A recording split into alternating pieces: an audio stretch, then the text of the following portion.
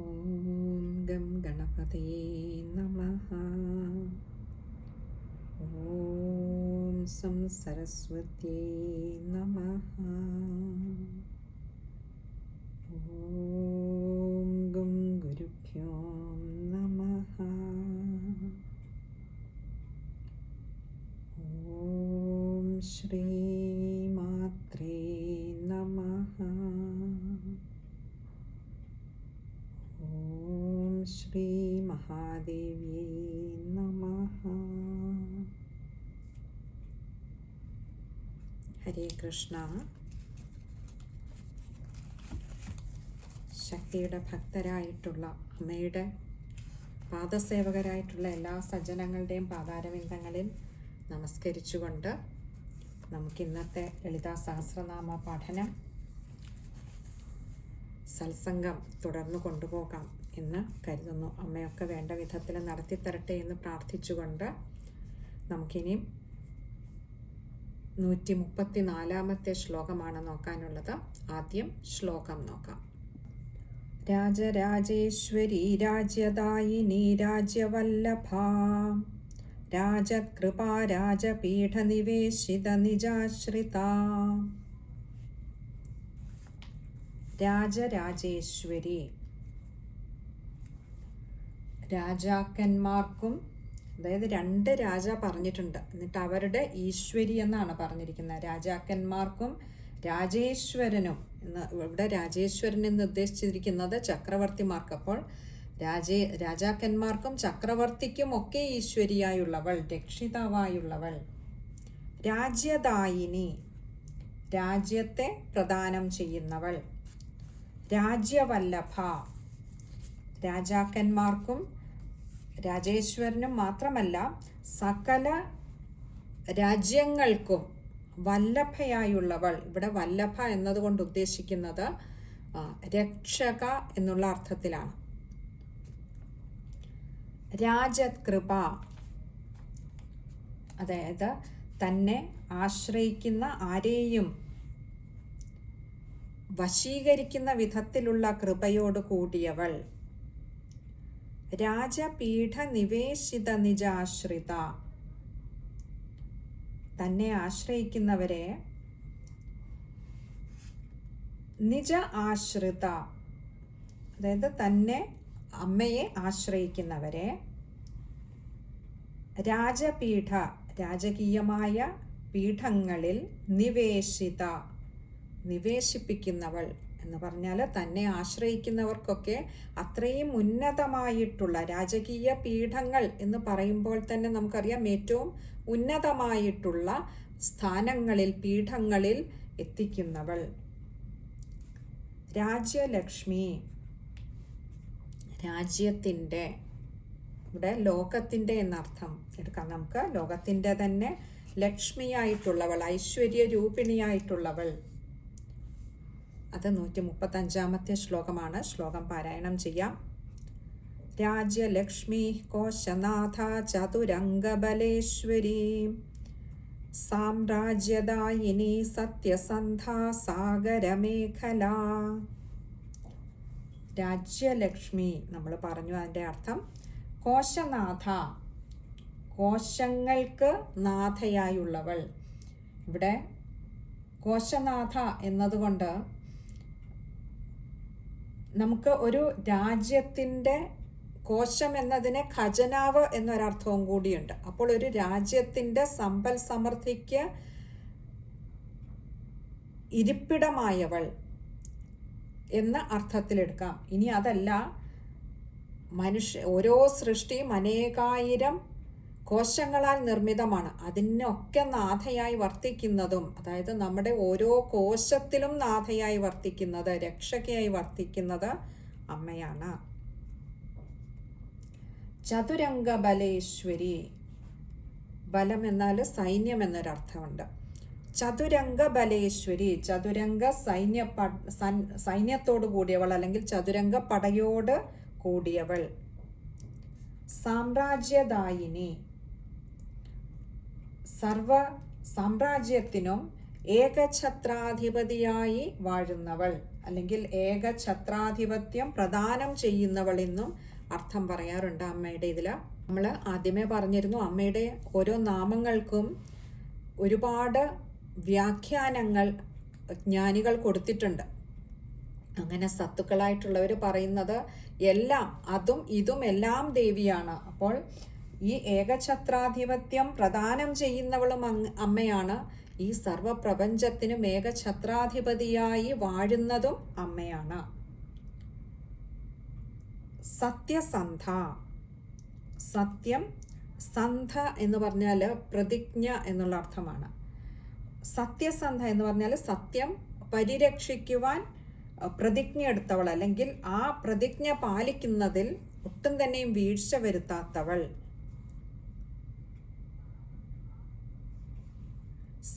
സാഗരമേഖല. മേഖല എന്ന് പറഞ്ഞാൽ അരഞ്ഞാൺ എന്നൊരു അർത്ഥമുണ്ട്. അപ്പോൾ സാഗരമേഖല, സാഗരം അരഞ്ഞാണായി തീർന്നത്.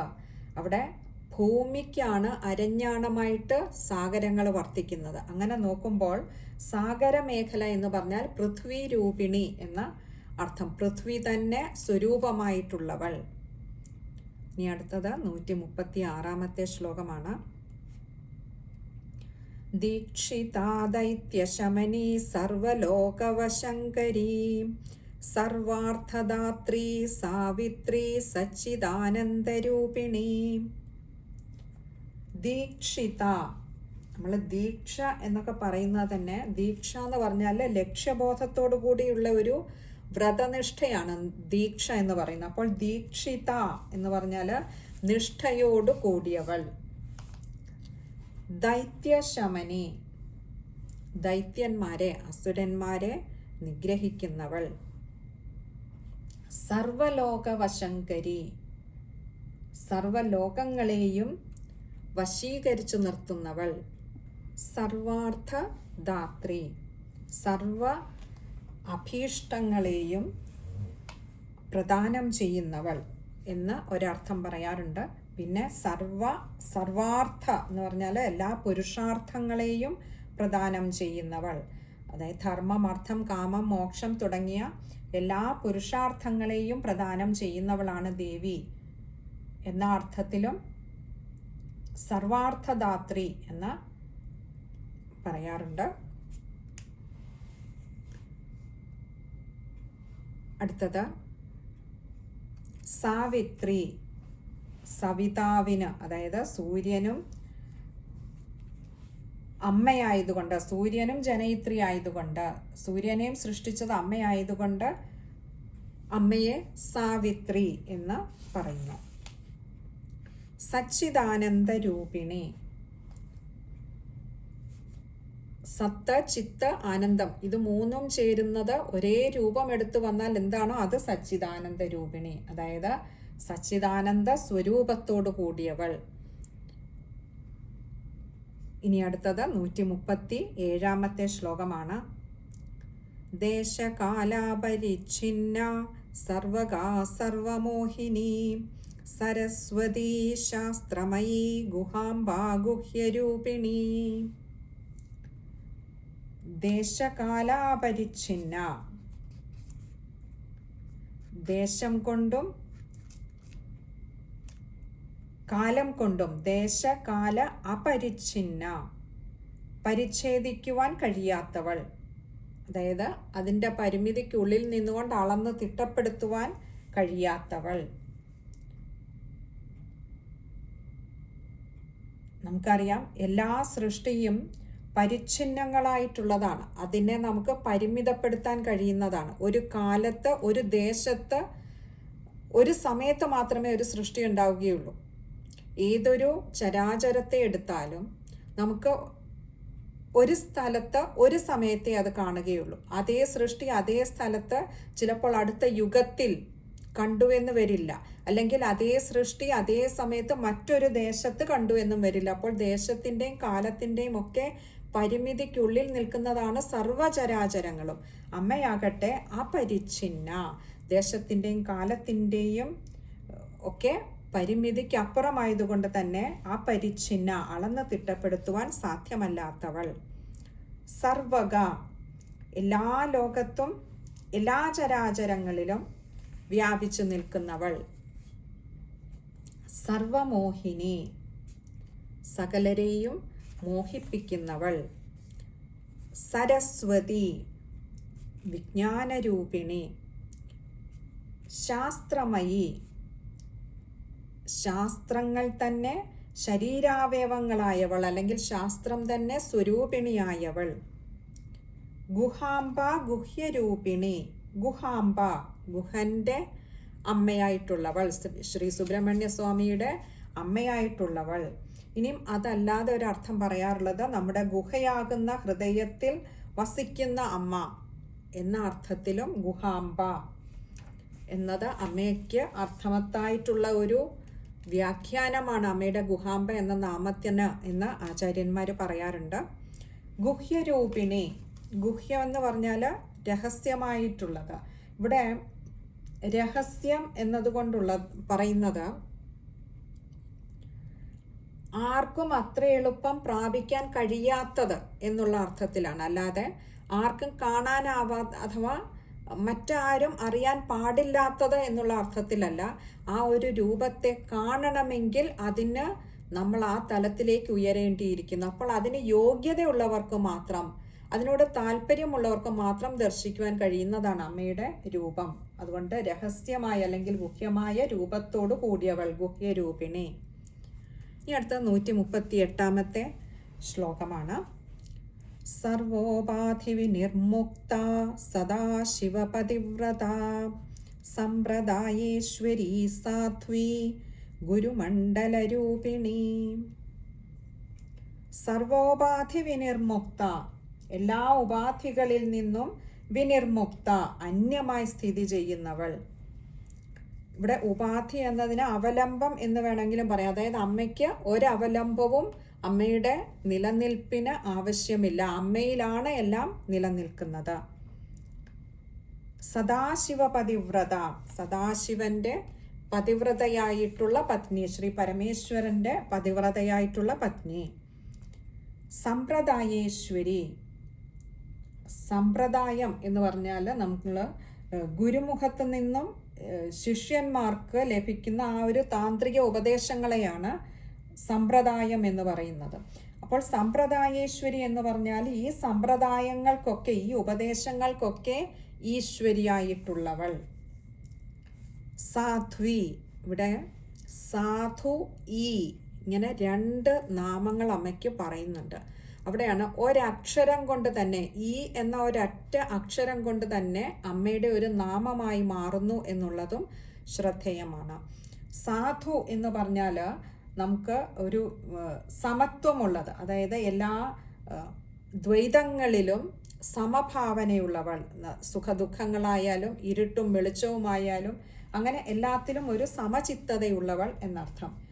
ഈ എന്ന് പറഞ്ഞാൽ ഇകാരം എപ്പോഴും വിഷ്ണു സഹോദരിയെയാണ് സൂചിപ്പിക്കുന്നത്. അകാരം ഭഗവാനെയാണെങ്കിൽ, നമ്മൾ ഭഗവാൻ തന്നെ ഗീതയിൽ പറയുന്നുണ്ട്, അക്ഷരാണാം അകാരോസ്മി, അക്ഷരങ്ങളിൽ ഞാൻ അകാരമാണ്. അപ്പോൾ ഭഗവാൻ അകാരമാണെങ്കിൽ ആ പത്മനാഭ സഹോദരിയെ ഇകാരം കൊണ്ടാണ് സൂചിപ്പിക്കുന്നത്. അപ്പോൾ ഈ എന്ന അക്ഷരത്തിന് അമ്മ, ജഗദംബിക എന്ന് അർത്ഥം.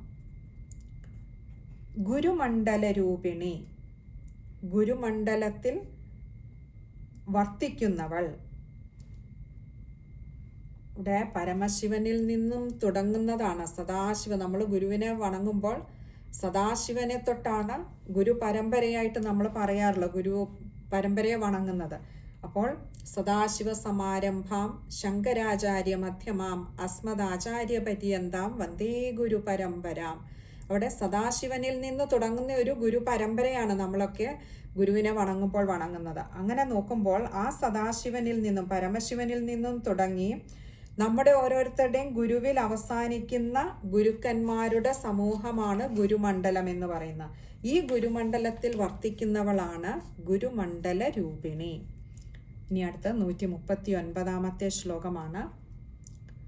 കുലോത്തീർണ ഭഗാരാധ്യ മായാ മധുമതീ മഹീം ഗണാംബ ഗുഹ്യകാരാധ്യ കോമളാംഗീ ഗുരുപ്രിയ.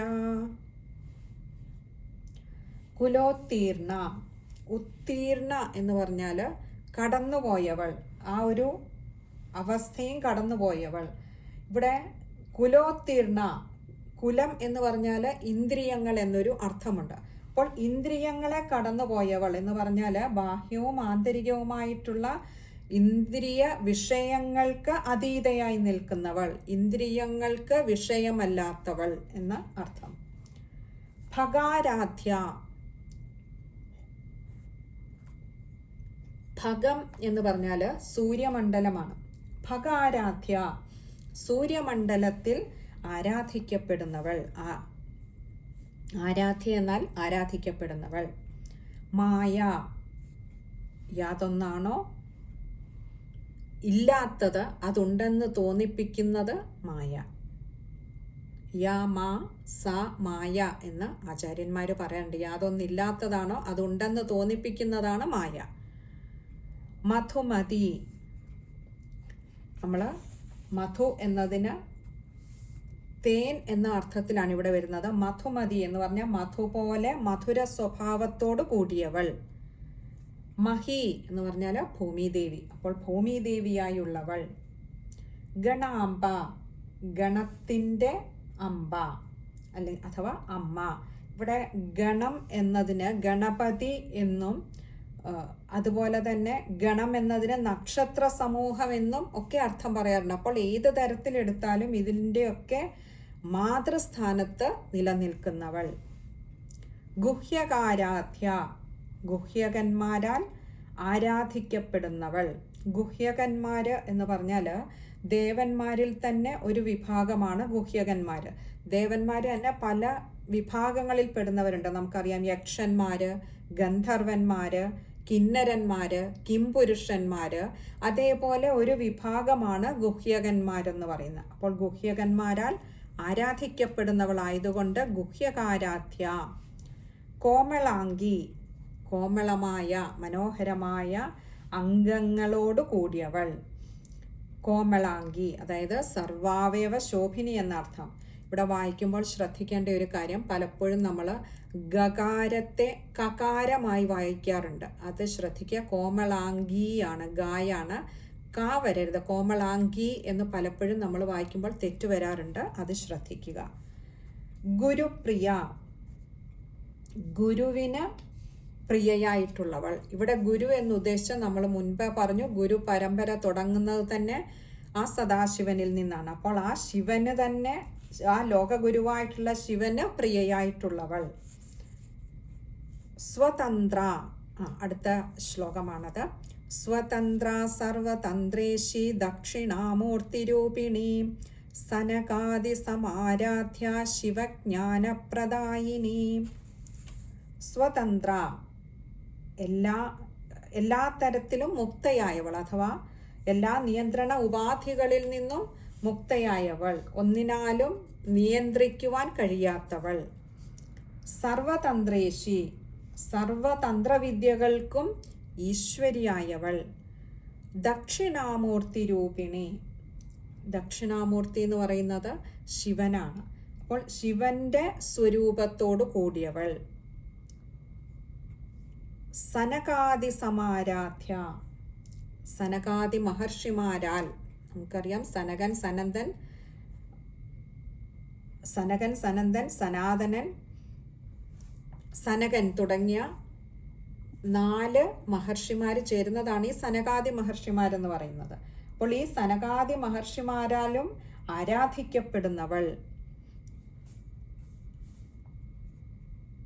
ശിവജ്ഞാനപ്രദായിനി, ശിവജ്ഞാനം, ശിവനെക്കുറിച്ചുള്ള ജ്ഞാനം അല്ലെങ്കിൽ ശിവന്റെ ജ്ഞാനം എന്ന് പറയുന്നത് ആ ശിവതത്വമാണ് ഉദ്ദേശിക്കുന്നത്. ശിവതത്വത്തെ പ്രദായിനി, പ്രദാനം ചെയ്യുന്നവൾ. ഇനി അടുത്തത് 141 ശ്ലോകമാണ്. ചിത്കലാനന്ദ കലിക പ്രേമരൂപാ പ്രിയങ്കരീ നാമപാരായണ പ്രീത നന്ദി വിദ്യാ നടേശ്വരി. ചിത്കല ആനന്ദകലിക, ചിത്കല ആനന്ദകലിക. ചിത്കല എന്ന് പറഞ്ഞാൽ ചിത്തമാകുന്ന കലയോട് കൂടിയവൾ. ഇവിടെ ചിത്ത് എന്നതിന് ബ്രഹ്മമെന്നും കല എന്നതിന് അംശമെന്നും അർത്ഥമെടുക്കാറുണ്ട്. അങ്ങനെ വരുമ്പോൾ ആ പരബ്രഹ്മ സ്വരൂപം തന്നെ ആണ് ഈ ദേവി എന്ന് നമുക്ക് മനസ്സിലാക്കാം. അത് കലയോട് കൂടിയവൾ, ആ ബ്രഹ്മമാകുന്ന അംശത്തോട് കൂടിയവൾ അല്ലെങ്കിൽ കലയോട് കൂടിയവൾ എന്ന് അർത്ഥം. ആനന്ദകലിക, ആനന്ദത്തിൻ്റെ കലിക എന്ന് പറഞ്ഞാൽ മൊട്ട്. അപ്പോൾ ആ ആനന്ദത്തെ സകല ജീവജാലങ്ങളിലും മൊട്ടിട്ട് നിർത്തുന്നത് അമ്മ തന്നെയാണ്. ഇനി അടുത്തത് 141 ശ്ലോകമാണ്. അതാണ് നമ്മൾ പറഞ്ഞുകൊണ്ടിരിക്കുന്നത്. ചിത്കല ആനന്ദകലിക. പ്രേമരൂപ, പ്രേമം തന്നെ രൂപമായിട്ടുള്ളവൾ, സ്വരൂപമായിട്ടുള്ളവൾ. പ്രിയങ്കരി, തൻ്റെ ഭക്തന്മാർക്ക് പ്രിയം ചെയ്യുന്നവൾ. നാമപാരായണ പ്രീത, ദേവിയുടെ നാമപാരായണം കൊണ്ട് തന്നെ സംപ്രീതയാകുന്നവൾ. അപ്പോൾ എത്രമാത്രം ദേവിയുടെ നാമങ്ങൾ ജപിക്കുന്നുവോ അതുകൊണ്ട് തന്നെ അമ്മ സന്തുഷ്ടയാകും എന്ന് അർത്ഥം. നന്ദിവിദ്യ, നന്ദികേശ്വരൻ, നന്ദി എന്ന് പറഞ്ഞാൽ നന്ദികേശ്വരൻ, നന്ദികേശ്വരൻ്റെ വിദ്യയാണ് നന്ദിവിദ്യ. അതായത് നന്ദികേശ്വരൻ ഉപാസനയാൽ ആർജിച്ചതാണ് ആ വിദ്യ. ആ വിദ്യ അത് തന്നെ ആത്മസ്വരൂപിണിയായ ദേവിയും എന്ന് പറയുകയാണ്. അതായത് നന്ദികേശ്വരന് തൻ്റെ ഉപാസനയാൽ ആർജിച്ചെടുത്ത നന്ദിവിദ്യ എന്ന് പറയുന്നതും ഈ ജഗദംബികയും രണ്ടും രണ്ടല്ല. നടേശ്വരി, നടേശൻ്റെ ഈശ്വരിയായിട്ടുള്ളവൾ, പത്നിയായിട്ടുള്ളവൾ. അതായത് നടേശൻ എന്ന് പറഞ്ഞാൽ നമുക്കറിയാം നടനത്തിൻ്റെ ഈശ്വരൻ ശിവനാണ്, ശിവപത്നിയായിട്ടുള്ള അമ്മ. ഇനി അടുത്തത് 142 ശ്ലോകമാണ്. മിഥ്യാ ജഗദധിഷ്ഠാന മുക്തിദാ മുക്തിരൂപിണീ ലാസ്യപ്രിയാലയകരീ ലജ്ജാരംഭാദിവന്ദിതാ.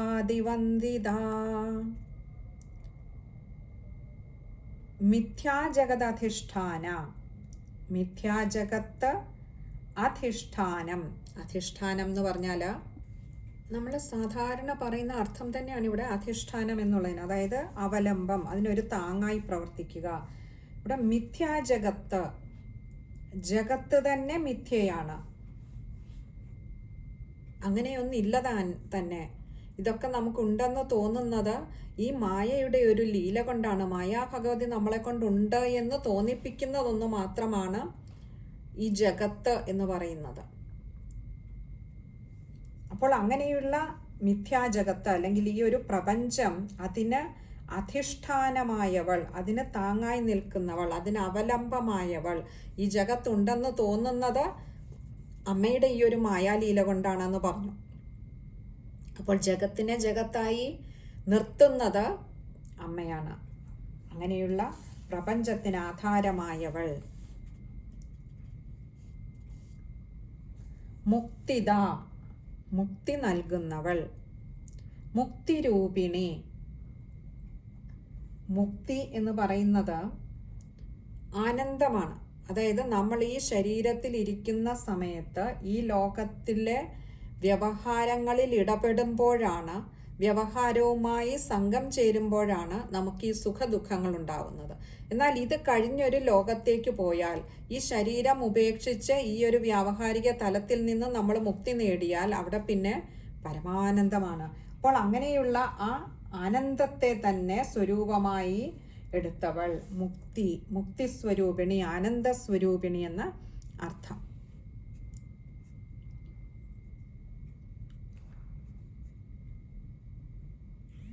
ലാസ്യപ്രിയ, ലാസ്യത്തിൽ പ്രിയമുള്ളവൾ. ലയകരി, ലയം ഉണ്ടാക്കുന്നവൾ. ലജ്ജ, ലജ്ജ എന്ന് പറഞ്ഞാൽ നമ്മൾ ജീവജാലങ്ങളിലൊക്കെ ലജ്ജാരൂപത്തിൽ വർത്തിക്കുന്നവൾ. നമ്മൾ ദേവി മഹാത്മ്യത്തിൽ നമുക്ക് കാണാം, യാ ദേവി സർവഭൂതേഷു ലജ്ജാരൂപേണ സംസ്ഥിത നമസ്തസ്യൈ നമസ്തസ്യൈ നമസ്തസ്യൈ നമോ നമഃ എന്നൊരു ശ്ലോകം നമുക്ക് കാണാം. ഇവിടെ സർവ്വജീവജാലങ്ങളിലും ലജ്ജയുടെ രൂപത്തിൽ വർത്തിക്കുന്നതും ആ അമ്മ തന്നെയാണ്. രംഭാതിവന്ദിത, രംഭ ആദിവന്ദിത. രംഭ എന്ന് പറയുന്നത് നമുക്കറിയാം അപ്സരസാണ്. അപ്പോൾ രംഭ ആദി, അതായത് നമ്മളെപ്പോഴും പറയാറുള്ള ഉർവശി, മേനക, രംഭ, തിലോത്തമ ആദിയായിട്ടുള്ള സർവ അപ്സരസുകളാലും വന്ദിത, ആരാധിക്കപ്പെടുന്നവൾ, വന്ദിക്കപ്പെടുന്നവൾ. ഇനി അടുത്തത് 143 ശ്ലോകമാണ്.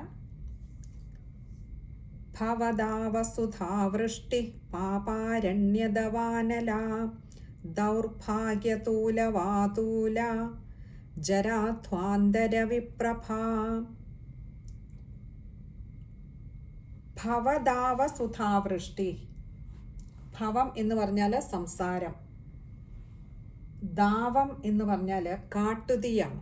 അപ്പോൾ ഈ സംസാരമാകുന്ന ഈ ഒരു കാട്ടുതീയെ, ഈ ഒരു വലിയൊരു കാട്ടുതീയെ സുധാവൃഷ്ടി, വൃഷ്ടി എന്ന് പറഞ്ഞാൽ മഴ, സുധാവൃഷ്ടി എന്ന് പറഞ്ഞാൽ ആ കാട്ടുതീയെ കെടുത്തുവാൻ പെയ്യുന്ന ഒരു അമൃതിൻ്റെ പേമാരിയാണ് അമ്മ എന്ന് പറഞ്ഞാൽ, നമ്മളൊക്കെ ഈ സംസാരമാകുന്ന കാട്ടുതീയിൽ, കാട് എന്നുദ്ദേശിച്ചത് ഒരു അന്ധകാരത്തിൻ്റെ, അജ്ഞതയുടെ പ്രതീകമായിട്ടാണ്. ഇപ്പോൾ നമ്മൾ ഈ ഒരു സംസാര സാഗരത്തിൽപ്പെട്ടവർക്ക് അടുത്ത നിമിഷം എന്ത് സംഭവിക്കുമെന്നറിയാത്ത ഒരു യാത്രയാണ്. എങ്ങോട്ടേക്കാണ് നമ്മളെ ഈ കാലം നയിക്കുന്നതെന്നും നമുക്കറിയില്ല. അങ്ങനെ അജ്ഞാനത്തിൻ്റെ അല്ലെങ്കിൽ അന്ധകാരത്തിൻ്റെ ഒരു കൊടുങ്കാട്ടിലൂടെ, അതോ ആ കൊടുങ്കാട്ടിലൂടെയുള്ള യാത്രയോ കാട്ടുതീയിലാണ്. അതിൻ്റെ ചൂട് സദാ നമ്മളെ തപിപ്പിച്ചുകൊണ്ടാണ് ഇരിക്കുന്നത്. നമ്മുടെ ജീവിതത്തിലെ സാഹചര്യങ്ങൾ, അനുഭവങ്ങൾ അനുനിമിഷം നമുക്ക് പലപ്പോഴും ഇന്നല്ലെങ്കിൽ നാളെ ഇങ്ങനെ സങ്കടങ്ങൾ വിട്ടുവിട്ട് വന്നുകൊണ്ടാണ്, ദുഃഖവും സന്തോഷവും സങ്കടവും ഒക്കെ ഇങ്ങനെ വിട്ടുവിട്ട് വന്നുകൊണ്ടാണ് ഇരിക്കുന്നത്. അപ്പോൾ ആ ഒരു ചൂടിനാൽ തപിച്ചുകൊണ്ടിരിക്കുന്ന നമ്മുടെ ഉള്ളിൽ അമൃതിൻ്റെ പേമാരി പൊഴിക്കുന്നവളാണ് അമ്മ. ആശ്രയിക്കുന്നവരിൽ, ഭക്തരുടെ ഉള്ളിൽ അമൃതിൻ്റെ പേമാരി പൊഴിക്കുന്നവളാണ് അമ്മ. പാപാരണ്യദവാനല, പാപമാകുന്ന അനലൻ എന്ന് പറഞ്ഞാൽ കാറ്റ്, ദവാനല കൊടുങ്കാറ്റ്. ഈ ദവാനല എന്ന് പറഞ്ഞാൽ കാട്ടുതീയ, ദവ എന്ന് നമ്മൾ മുമ്പേ പറഞ്ഞിരുന്നു.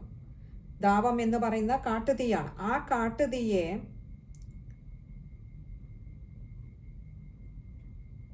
കാട്ടുതീയായി അമ്മ മാറുന്നു. ഇവിടെ എങ്ങനെയെന്ന് ചോദിച്ചാൽ, പാപാരണ്യദവാനല, പാപമാകുന്ന നമ്മുടെ ഈ ഒരു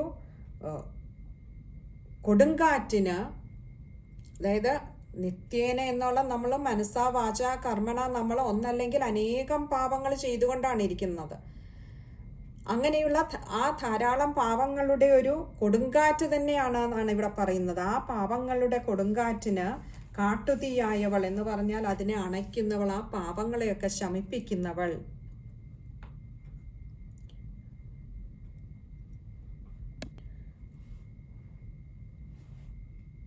ദൗർഭാഗ്യതൂലവാതൂല, തൂലം എന്ന് പറഞ്ഞാൽ പഞ്ഞിയാണ്, വാതൂലം എന്ന് പറഞ്ഞാൽ കൊടുങ്കാറ്റ്. അപ്പോൾ ദൗർഭാഗ്യങ്ങളാകുന്ന പഞ്ഞിക്ക് വാതൂല, കൊടുങ്കാറ്റായവൾ എന്ന് പറയാൻ കാരണം, അത് പഞ്ഞി കൊണ്ടുള്ള എത്ര വലിയ ഒരു വൻമരമാണെങ്കിലും അതിനെ ഒരു കൊടുങ്കാറ്റിന് നിഷ്പ്രയാസം കടപുഴക്കി എറിയുവാൻ കഴിയും. ഇവിടെ നമ്മുടെ ദൗർഭാഗ്യങ്ങൾ എത്ര വലുതായിക്കോട്ടെ അതിനെയൊക്കെ ഇല്ലാതെയാക്കാൻ, കടപുഴക്കി എറിയുവാൻ അമ്മ കൊടുങ്കാറ്റായി നമ്മളോടൊപ്പം ഉണ്ടാവും, ഭക്തരോടൊപ്പം ഉണ്ടാവും. ജരാധ്വാന്തരവിപ്രഭ, ജരാധ്വാന്തരവിപ്രഭ. ജര എന്ന് പറഞ്ഞാൽ വാർദ്ധക്യം, ധ്വാന്തം എന്ന് പറഞ്ഞാൽ കൂരിരുട്ട്, രവിപ്രഭ എന്ന് പറഞ്ഞാൽ, രവി എന്നാൽ സൂര്യൻ, സൂര്യൻ്റെ പ്രഭ, വെളിച്ചം. അപ്പോൾ വാർദ്ധക്യമാകുന്ന ഈ ഒരു ധ്വാന്തത്തിന്, കൂരിരുട്ടിന് രവിപ്രഭ, സൂര്യപ്രകാശമായുള്ളവൾ. വാർദ്ധക്യത്തിൽ നമ്മൾ ഒറ്റപ്പെട്ടു എന്ന തോന്നൽ വരുമ്പോൾ അമ്മയെ ആശ്രയിക്കുന്ന ഭക്തർക്ക് വെളിച്ചമായി തണലായി അമ്മ കൂടെയുണ്ടാകുന്നു. ഇനി അടുത്തത് 144 ശ്ലോകമാണ്. അമ്മ അനുഗ്രഹിച്ചാൽ അത് അടുത്ത സത്സംഗത്തിൽ കാണാമെന്ന് കരുതുന്നു. ഹരേ കൃഷ്ണ. സർവത്ര ദേവീ നാമ സങ്കീർത്തനം. ശ്രീ മഹാദേവ്യൈ നമഃ.